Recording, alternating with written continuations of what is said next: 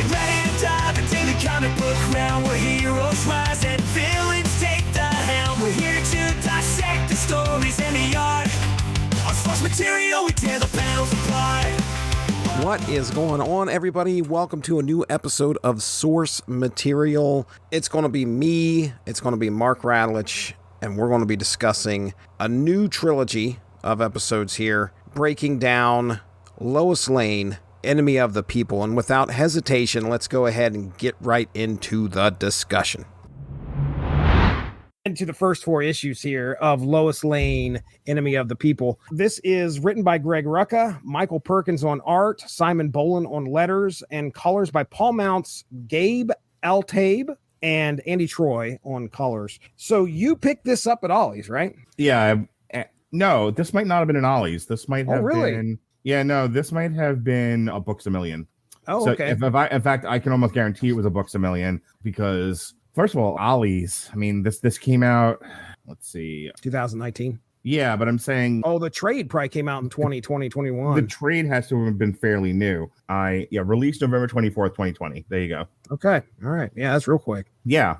They have to know. They're like, nobody's buying single issues of this shit. We have to publish it as a trade. When I go into the bookstore with my kids and they're getting manga or whatever it is they're getting, I go into the comic book section. I'm always looking for a self-contained story. That Source Material is now, what self-contained story is Mark and Jesse going to talk about? I look for 4, 6, 8, 12 issue limited series. I don't want to pick up. First of all, I'm so utterly bored by the standard comic book fare that half of what's in the bookstore I just ignore because they're collections of different runs of comics. The first 5 issues of the Ant-Man comic or this comic or that comic.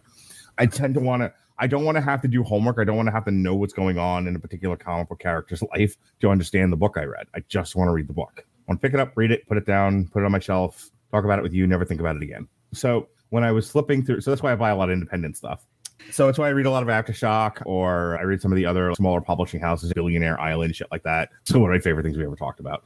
Not All Robots, things like that. So I'm on the shelf, and I will look through the Marvel and the DC stuff, and if there's something that catches my fancy that isn't part of a bigger thing or isn't just a volume in a large run, I'll take a look at it. And I like the politics. I like a good, steamy political drama. And is Lois Lane the most interesting character to me? No. And I'll tell you why when we start talking about the book. But I was like, I like Greg Rucka. I liked his Wonder Woman run. I like the idea of focusing on Lois Lane reporter and what kind of shit is she going to get into? Where does Superman fit into all this, if at all? Because I don't give a fuck about Superman either. He's not one of my favorite characters. So I picked it up and I suggested to you as something to talk about on here because we're kind of hurting for stuff to talk about on Source Material these days. We've run out of stuff everyone read. So now we're just trying to figure out what we want to talk about together or what's on my bookshelf that I haven't read yet. So my point is this seemed like a kind of pulpy story that I would watch a movie of. And if I would watch a movie of it, why wouldn't I read a book of it? And that's where we're at. Okay. All right. Yeah, Greg Rucka. I think when we were going through because you listed off a few books and we were picking what we wanted to read, Greg Rucka is the name that stands out to me. So I was, let's read a Rucka book, see what he does on those. I mean, is it going to be good? Is it going to be bad? I don't know. We just knew it was going to be, just like you said, there was going to be a lot of drama that was going to be involved. Not a whole lot of superheroics. I doubt that's going to be happening in the book. So let me go ahead and I'll get into the synopsis of these first 4 issues. I've got a few questions to throw at you afterwards. But all right, issues 1 through 4 of Lois Lane, Enemy of the People. In the opening issues, we follow the daring exploits of Lois Lane, the indomitable reporter who never shies away from speaking truth to power. When a fellow Russian journalist mysteriously dies under suspicious circumstances, Lois enlists her ally, the Question, Renee Montoya, to investigate in Moscow. As Lois digs deeper, confronting government officials about unethical policies, she finds herself increasingly a target both from shadowy forces and public opinion itself. But she refuses to back down, even as warnings come from her editor, Perry White, about the potential danger to her life. Lois arranges a meeting with a shady investor, Daniel Agger, or D. Agger. Yeah. Oh, Greg, you falsely writer, you. aiming to expose this company's corrupt kickback scheme. But the confrontation turns deadly when a gunman assassinates Agar right before Lois's eyes. Her protector, the Question, Renee Montoya, manages to subdue the assailant. In the chaos, Superman himself arrives, seemingly trying to keep watch over Lois. But she rebuffs his involvement, not wanting to stoke rumors of an affair. The rumors are already out there. As Lois navigates these personal tensions, surprise visits from her son, Jonathan, and the mysteriously resurrected Charlie Zaz, I think his name is Vic Sage at some point, the former Question, who pays a visit to Renee. All of this is further complicating matters. Although through it all, Lois remains unwavering in her quest for truth, no matter how many powerful enemies she makes along the way. Also, in an ominous parallel storyline, a strange ritual and a young lady emerge in the UK and hinting at larger mysteries yet to unfold. So yeah, I think we end book 4. It's either 3 or 4, where there is a woman in United Kingdom who is going through it. We'll just put it that way. There's some stuff on her floor. She looks like she's doing some kind of weird thing in a pentagram. The police show up and it looks like she kills herself. So there it is. That's our first 4 issues. So in these first 4 issues, I want to throw some questions at you here, Mark. So you kind of already talked a little bit about your initial thoughts going into this book, what you expected, right? Mm-hmm. Now, can you we got through these first 4 issues, this kind of what you expected? Yes and no. I was really interested when she goes to the press conference and she's, I have all the evidence ever. and you must, I am confronting you. And they'll get like fake news at her and shit. Oh, yeah. I was interested in that. This was clearly like written in the shadow of the Trump administration. Greg Rucka had some concerns. Oh yeah, with the way politicians interact with press. It's funny. Robert and I were talking recently about Civil War, and Robert's criticism of Civil War was the treatment of reporters as if they are angels sent from God to do his work. And let's clarify here so people, our comic book fans, understand that you are not talking about the movie and you are not talking about the comic. You are talking about the recent movie that has nothing to do with comics. Okay. I'm not talking about Marvel Civil War, you dorks. I'm talking about Civil War currently in theaters. Yes. Anyway, so the Kirsten Dunst movie. So he got really frustrated with the treatment of reporters, as if it's a movie that's very much in love with reporters and thinks that they walk on water, they can do no wrong. And we had to remind people these are the same people who kept Saddam Hussein's crimes against humanity quiet, so they continue to have access to Saddam Hussein. Calm the fuck down.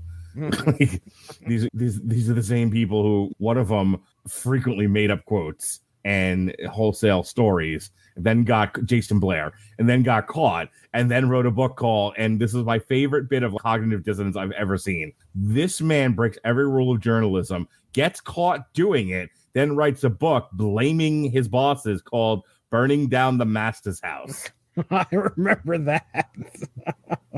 So let's calm the fuck down on how great journalists are.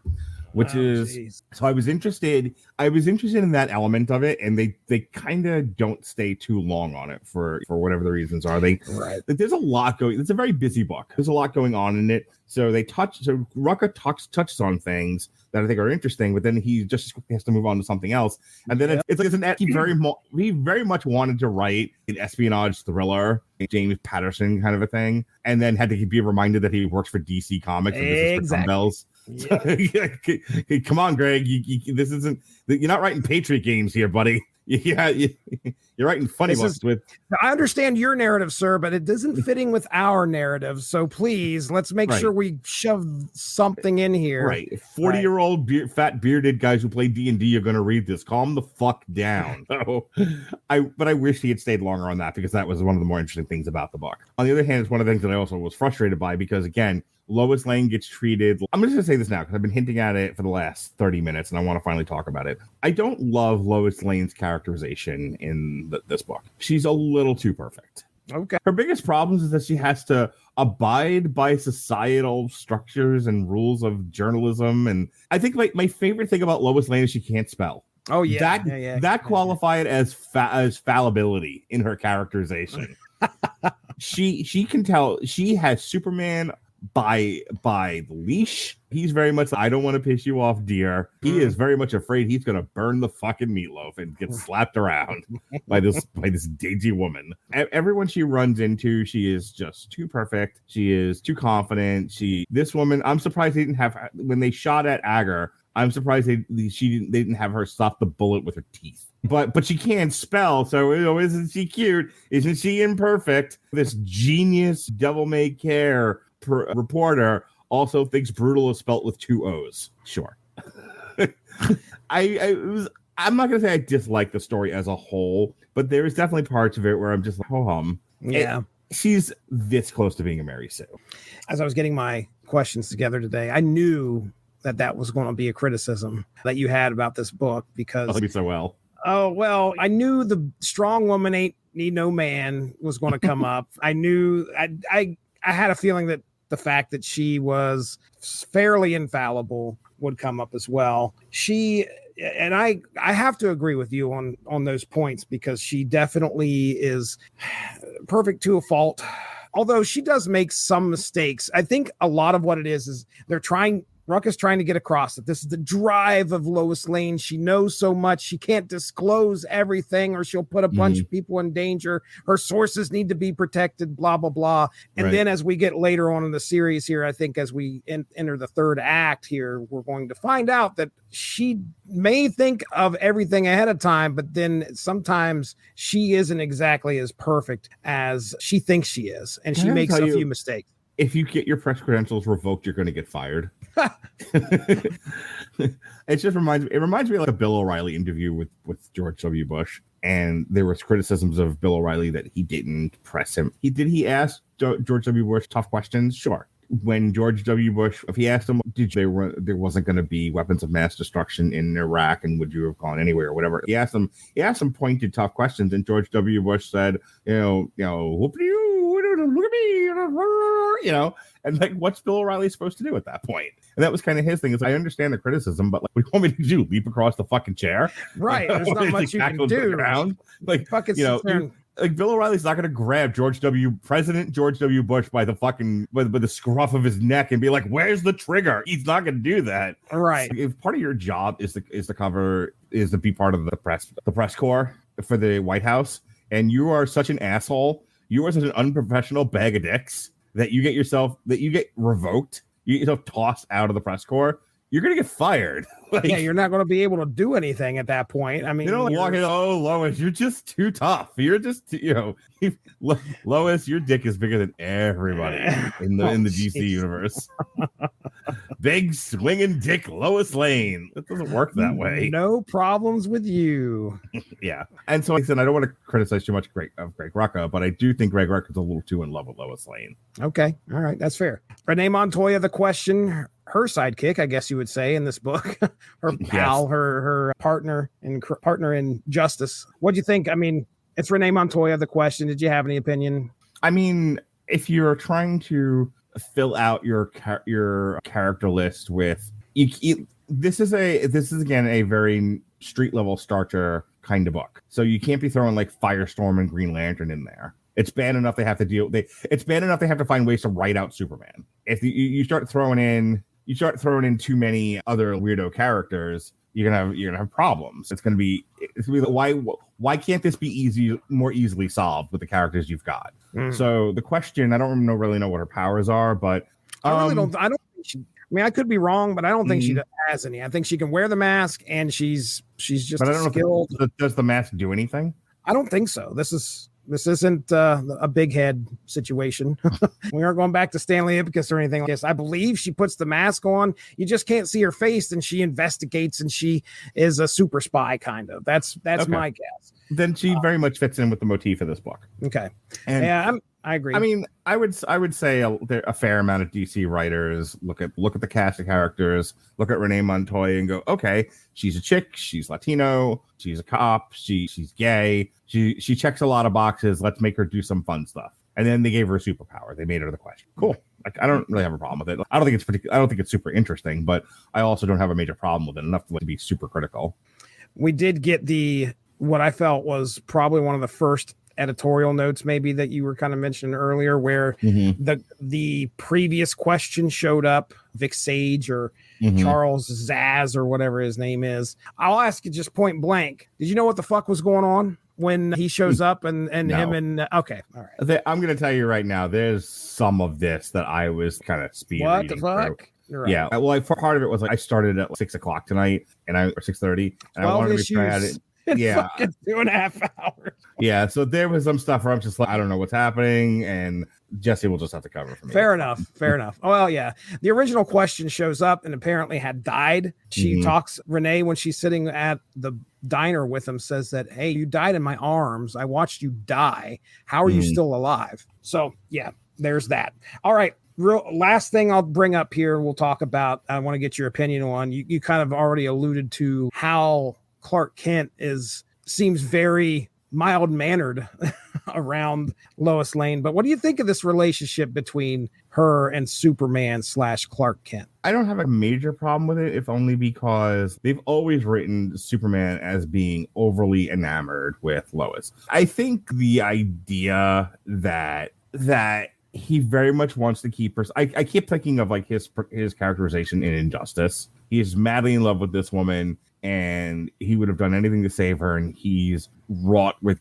guilt and rage when he's tricked into murdering her. I was thinking about that iteration of Superman, and that's not too far from this one, because we talked about all it takes is one bad day, and everything that you are utterly unravels, and you either can be Job or you can be Superman from Injustice. That's all right there. It's in the subtext. He is very much like, I'm gonna kill anyone that looks at you cross-eyed. Right. Someone catcalled you, I'm gonna rip his fucking head off. Now Superman. That happens in this book. He turns his head. He is pissed that people are talking about her. I think right in the first few pages, it's Clark and her walking, and somebody calls her a slut, I think, or a whore, or something along those lines. And he's ready to go, Homelander. He's like ready to hold that motherfucker. Right, dude. Yeah. But she doesn't want any of that. No, she's a busy businesswoman who don't need no man. She does not want any of that. It's an interesting dynamic because, and it's explored throughout the book about how she can say, I don't need your help. And he is the one man that if you were in danger, you want by your side. And she is all about saying, no, I don't need it. I can take care of this. And apparently they've been doing that for many years, many comic book years, to where they have this bond. And even though he's always there, and I guarantee you, he's always got his super hearing attuned to whatever her voice is, just in case he needs to be there in a second. I'm making somewhat light of it, but I do think there's an element of she humanizes him. I think Superman, I mean, again, imagine the ego, imagine the psyche that would develop if you were invulnerable and nothing can ever hurt you except some sort of alien rock that is not commonly found around the world. Kind of tough to find it. Someone has to go out of their way to really hurt you. And so for Superman, it's like, I can, so why don't I? I can, so why don't I? I can just make things happen. I can just do them. It's one of the things I really liked about Man of Steel, where I think Jor-El talks to Henry Cavill and tells him, you can't constantly be getting involved in human stuff. You got to let these people live. They'll become too dependent on you if you. And I want to say this is covered in the Dawn of Superman as well. With I was two places Jor-El on that. Right, Marlon Brando, where he's like, don't become so involved with the human race that you're doing everything for them. They'll become too overly reliant on you, and they won't grow and evolve the way that they should. They'll actually hurt these people more than help them. And I think she's one of the influences on his life that keeps him from doing that, because I think that's a knee-jerk reaction for him. Think about your kids, right? You're their parent. You love them. You want to protect them. So you tend to helicopter and lawnmower. And you have to remember that hurts kids more than it helps them. And so you got to let them pull the TV on themselves. You got to let them run down the street and chasing a car and fall. You got to let them, go out and mix in the world and get their feelings hurt. You got to let them fail so they learn from their failures. Toughens you up, makes you a full, complete human being. And I think Lois Lane is one of those people who when he looks at himself in the mirror and says, what is my purpose here? there's Lois sort of speaking back to him from the mirror going, your purpose is to be there when there's something we can't do for ourselves. Otherwise, leave us alone. We'll be all right. She's that constant reminder of him of, you're here to take on the dark sides and the doomsdays of the world and the Lex Luthors. You're not here to solve every problem. And I think he loves her just, again, like your children. You love them so much that you're willing to let them fail. You're willing to let them put themselves in danger if for no other reason than how else are they going to learn? How else are they going to develop the coping skills they need to be successful in this world? Yeah. So it's one of the better parts of the book. The weaker stuff is the more comic booky stuff, and some of the weaker stuff is she's a little too perfect by half. The best stuff actually is her relationship with Superman. Yeah. Yeah, you get to see a lot of how much trust there is between the two. She's leading a pretty dangerous life, so it is. I imagine it's got to be tough for Superman to be okay. I'm going to let you do your thing, and it's not like he just checks in on her once. There's plenty more times throughout the book where he's, "You sure you don't want me to go get this bad guy?" And she's like, "Oh, I've got it." But she's also weak for Superman. It's actually kind of cute. There's a bit in the book. I'm skipping ahead, but there's a bit in the book where Superman shows up and he did something that annoyed her. And so he's like, "You're taking me flying, so I forget about this, aren't you?" Yeah. I am. He knows. He knows. He knows where her bread is buttered, and he butters it up. Oh yeah. And she loves it. For every busy businesswoman who don't need no man, there's an element of them that wants to be. It's funny. I saw a TikTok on this, which is, "I want a man who takes care of me." Well, then you have to submit to him. Like, submit. I don't want to do that. Well, then how are you going to let a man take care of you then? You can't have it both ways. Right. And so Lois Lane, who's a big, strong woman who don't need no man, has these moments of "Oh, Clark." "Oh, Superman." How do I stay mad?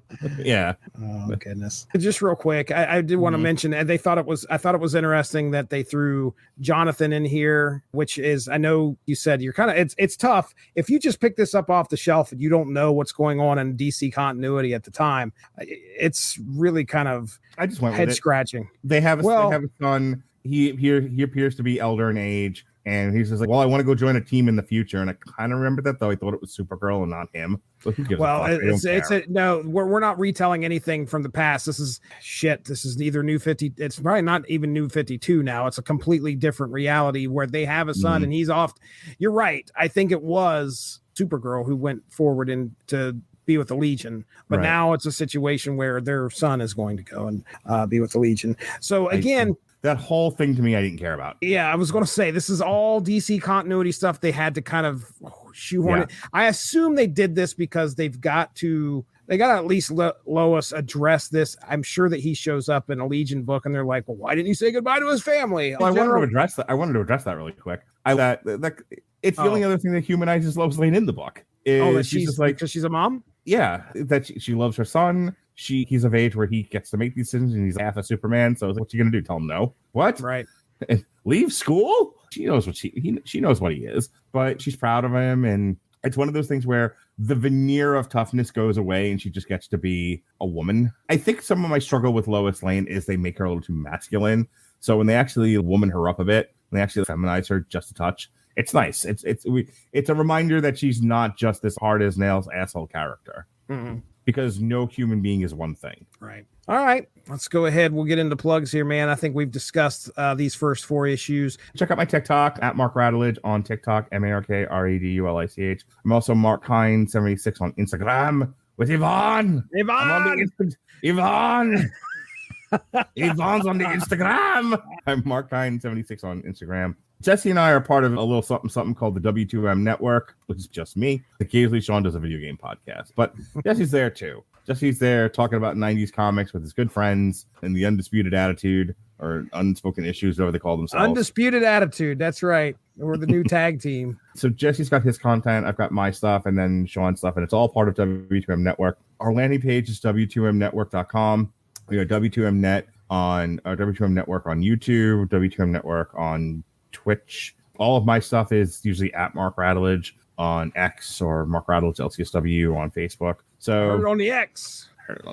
X is going to give it to you. So yeah, check out all of our stuff there. Damn New Hollywood is my main podcast, but then assuming people show up on time, we do other stuff. We talk about this or that. All right, that's it. I'm done talking now. Okay, he's done talking now. Actually, as we finish out these plugs, did you get a chance to listen to Source Material, the Music Volume 1? It's on my list of things to listen to. No, that's fine. I don't have to listen to it because I'm going to play something for you right now. Oh, okay. I'm going to share my screen, and I think it will allow me to share audio, right? Yeah, I see it right there. I see it. All right. So I believe it's this one. Okay. Ready? Yep. Plugs.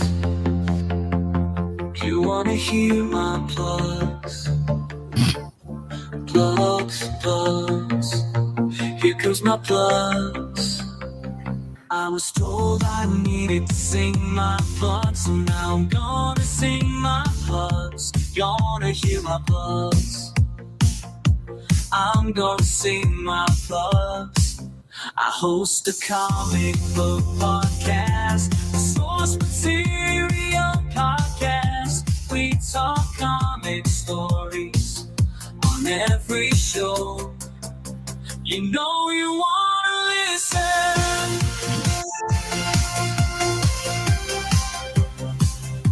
You can't say no.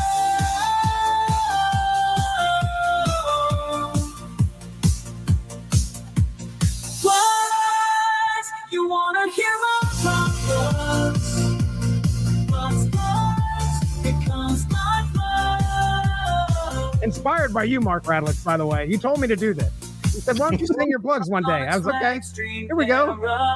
90s comics pushing limits, yeah, we hear ya. Unspoken issues has got ya covered. So many stories went undiscovered. And Snap Material can't forget Snap that. Material, not Strip Material. Mobile card game, come It's on, Strip Snap. Got you covered for previews and stats. Snap Material, that's where it's at. Lots bugs. You wanna hear my plugs?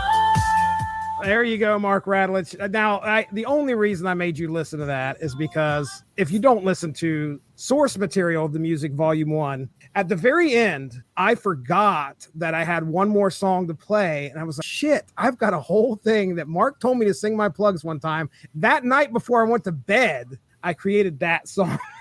Why don't you sing your plugs? I said, what? I'll do that. And so there you go. I sung my plugs. I will not live forever, but I can die content, even with everything that's happened to me over the years.